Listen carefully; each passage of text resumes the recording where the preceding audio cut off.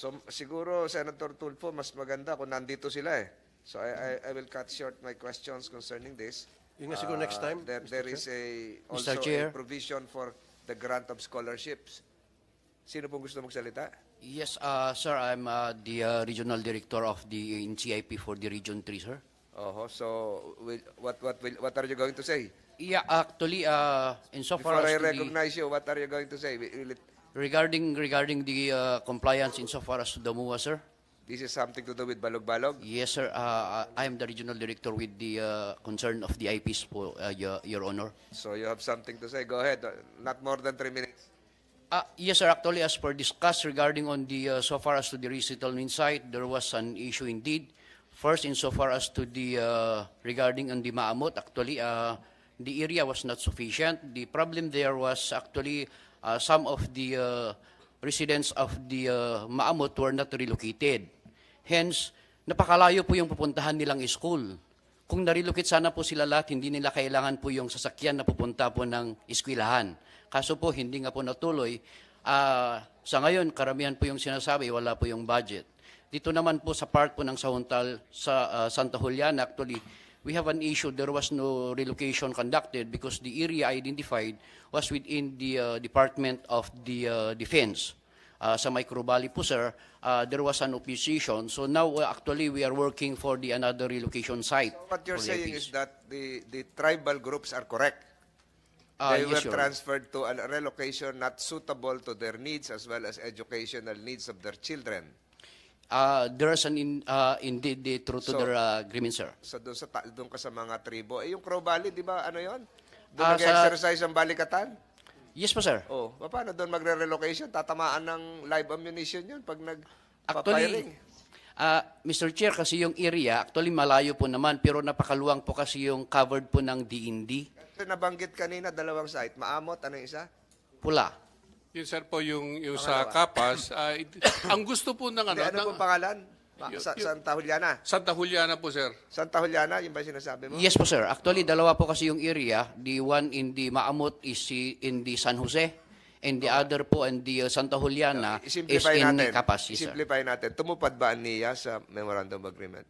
Actually, up to present, ang dami pong hindi pa po natupad dahil sa Kagaya kakulangan ng? ng pondo.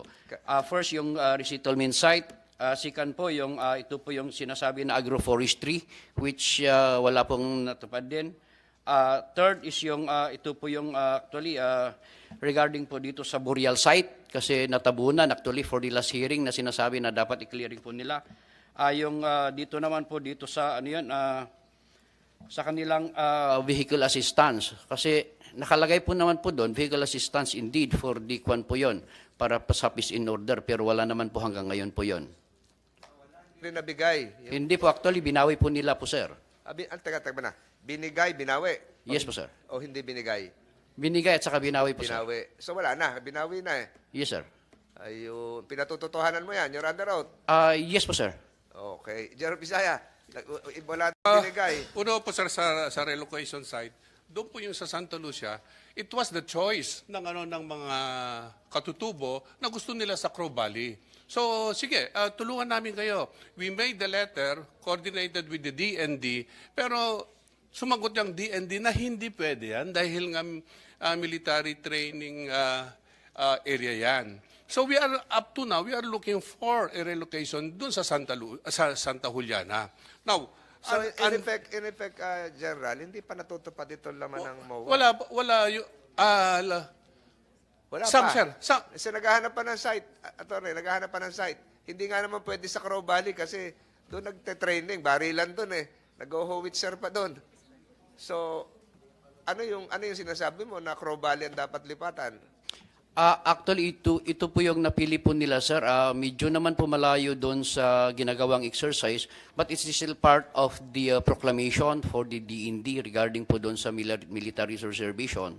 Pero Kaya parang po, delikado ho doon kasi minsan malayo naman po, sir, doon po sa Kwan. nagbobomba ang mga Black Hawk doon. Para, di ba? Hindi kaya delikado yon. Hindi naman po, sir, kasi malayo po, pero sabi po nila na because it's part of the military reservation that they cannot give Pero it. wala po sa MOA yon. Meron po, sir, yung lugar. Ha? Walang nakalagay na Crow Yeah, Valley dito. meron po sir yung pula. It's part of the military reservation. I think the problem when the executed the MUA was the DND was not consulted over the implementation over the MUA, sir. General, ano yung sinasabi niya na part daw ng MOA ito pero Yung, hinahanap. sana Go po makinig naman tayo sa sa mga government agencies na involved dito. Ipipilit ninyo na kung gusto niyo General, sa is also part of the government. Ito ay yung regional nga po director. Yung nga po ang masama dyan, ipipilit mo na doon sila sa Crow Valley. When in fact, ang nagbobomba dyan, mga exercises ng mga eroplano natin. So it will really endanger the lives. Kaya wag na muna sana Taas na natin tracer voice ipilit here. yan. Si Senator Tulfo lang ang pwede magtaas ng boses dito. Sorry po. Sorry po. Yeah, carried, Mr. Chair, ano po. Can you answer that softly? Yes, Softly. Wag mo rin tataas. Alam mo yung boses yes, ni Jose Mr. Chair, Marichan. Ganun lang. the Yung area, kanta ni Jose Marichan. Dahan-dahan lang. the area identified po, sir, that was included in the MUA is part of those military reservation. Ito po yung sinasabi ko po, sir. It's not po yung pinipilit po, pero ito po yung nakalagay po sa MUA, sir. Na ngayon po yung hinahanap natin na ilipat natin outside po ng military reservation. Ako hawak ko yung MOA. Mamaya, attorney, papahanap ko sa'yo dito yan. Ha? Pero, Pwede makasingit, Mr. Yes, Chair. Senator Tulfo. General Visaya, kung anong nakalagay sa MOA at yun po ay napag-agrihan, whether hindi tama para sa inyong pananaw, for whatever reason, dapat sundin yung MOA. Yun po yung ibig niya sabihin. Hindi na sunod ng MOA, ang may problema, niya. Hindi po sila. Yes, sir. And please don't raise your voice again. Yes, sir. I'm very, very sorry po, sir. But, ano po, we do, kung sana rin po, we have to ask also the opinion ng DND because yung po yung kwan sa kanila. No, sir. I have to interrupt you. No. Kung ano po yung nakalagay sa MOA, kasi nagpirmahan, di ba? So bago pipirma sa MOA, ang both sides, napag-aralan yan, napag-usapan, nagawa ng assessment and all. Kaya nga nagpirmahan. So therefore, dapat sundin natin yung MOA. Kahit pa sa panig po ninyo ay hindi tama. Pero after the fact na, nakapagpirma na kayo eh. All of a sudden sabihin nyo, mali, hindi kayo pwede dyan dahil yan ay ginagamit ng DND. Wrong, mistake, error, ang tawag ko doon. 3 beses kayo nagkamali doon. So una, hindi nyo ginawa ng assessment. Pangalawa, pumirma kayo. Pangatlo, saka kayo pumalag after na makapagpirma. 3 beses kayo pumalya doon. So tama si Attorney Calde. Bago sana kayo pipirma, gumawa muna kayo ng assessment. Gumawa sana kayo ng evaluation, pag-aaral, at sasabihin nyo, hindi kami pipirma dyan sa MOA na yan kasi no can do. Dahil yan ay property ng DND, etc. etc. O, tama siya. Yes, sir. Pwedeng maano na rin po yung legal officer natin sa legal opinion. trying to butt in? Yes, Mr. Chair. Gaya ng sabi ni General, pwede daw po bang pakinggan na yung legal kasi I think alam nila yung details po ng MOA. Para Attorney Calde, may dadagdag ka pa? May 1 minute ka pa? Yes, Your Honor. Actually, yun din yung hiningi ng katutubat yung office namin kung matutuloy ba talaga to o hindi kasi So wala pa we are on nagsisimula, progress. hindi pa tuloy. Actually, ang dami pong mga compliance. Kagaya po kung malilipat po talaga sila kasi meron pa yung hindi nalipat. Napakarami po yung hindi po na actually nalipat na recital para kung alam po natin kung masisitil po ba sila o hindi. Kasi parang hindi na po... Panalipat, nasaan sila ngayon? Ay, yung mga nalipat po lang, sir, ay yung doon sa Maamot, doon sa resettlement site. Pero dito po sa Santa Juliana and also part po ng 2 pong sitio din po sa Maamot, ayan doon po sila doon sa area. The problem now, hindi po nila alam kung they will, doon ba sila magtrabaho at mag-improve ng kanilang mga bahay, ng kanilang mga agrikultura, dahil hindi nila alam kung mariresettle po sila o hindi. So pending pa, wala pang katapusan Yes yung po, sir, usapan. kasi napakatagal na po, kung alam po ba na matutuloy pa ba yung project o hindi po, sir. In the meantime, doon sila sa lugar kung saan may nahulog, ganun ba yan? Sa butas? Hindi po sir, actually sa kanilang area po na sa bundok po kung doon sa original area po nila sir. Iba po yung nalipat na yun sir. So sumulat ba kayo sa NIA kung kailan matutuloy, sisimulan? Actually, as per our last meeting, sabi po nila is nakasubmit na po for the approval yung susunod na budget. Pero we are still awaiting po kung matutuloy pa po yun for this year. Awaiting the go signal of NIA. Yes po sir, yung approval ng Tatanungin kanilang natin budget ang sir. NIA ngayon. NIA, you have something to present? And first answer that. Naghihintay daw sila kung kailan maglilipatan. Okay, sir. Pwede po bang sagutin muna ng legal tapos itutuloy ko lang po. Is the legal? Yes. Okay. Good morning, Mr. Attorney Chair. Ibanez, legal of NIA. Yes, Mr. You're the Chair. acting I'm legal current- manager. Yes, sir. I'm Okay, currently thank you. the- Go ahead. Regarding po sa agreement as to resettlement site, per MOA po, meron siyang dalawang sites, yung Maamot sa San Jose Tarlac at yung Santa Juliana sa Capas.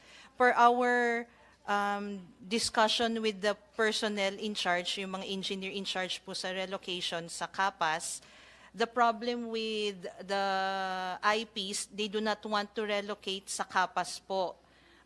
Mas malayo kasi siya sa Maamot. Kaya, actually, ito pong Ma'am, relocation sites. saan po ayaw nila sa Kapas? Yes, sir. Saan Oo. saan po ang Crow Valley? Saan bayan 'yon? I'm not sure. Saan bayan po yung Crow Valley? Ha? Kapas. O bakit sabi ni attorney gusto sa Crow Valley? Kapas din 'yon. So ayaw sa Kapas pero Kapas din yung Crow Valley. Ano yung tama dito? Sir, nung inaayos po kasi yung sa relocation site, wala naman po kasing nakalagay. Kumbaga, at the onset, they already agreed that they will be relocated to this specific site previously agreed. Ito po kasi ang nakalagay sa MOA, sir.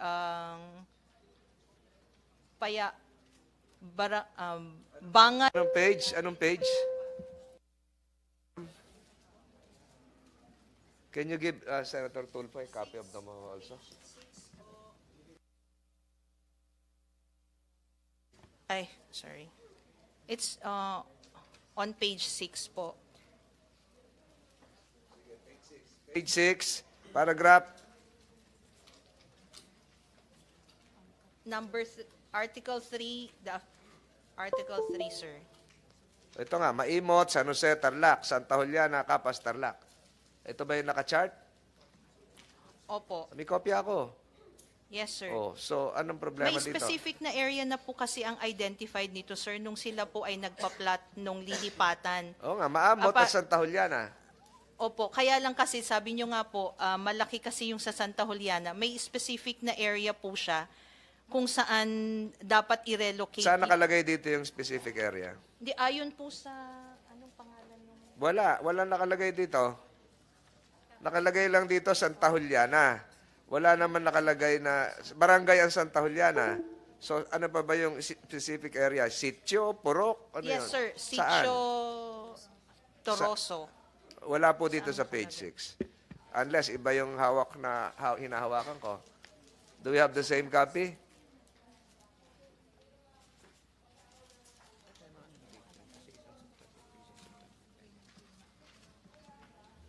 Do we have the same?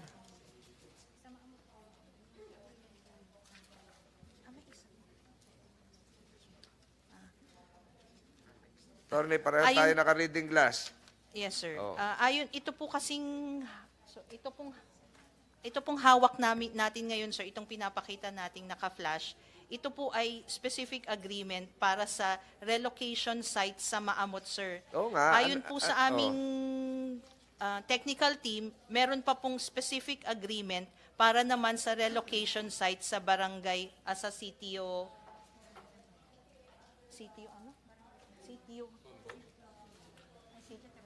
Sitio Toroso, Barangay Juliana, Santa Juliana, Your Honor. Pero wala akong nakikitang sitio Toroso eh.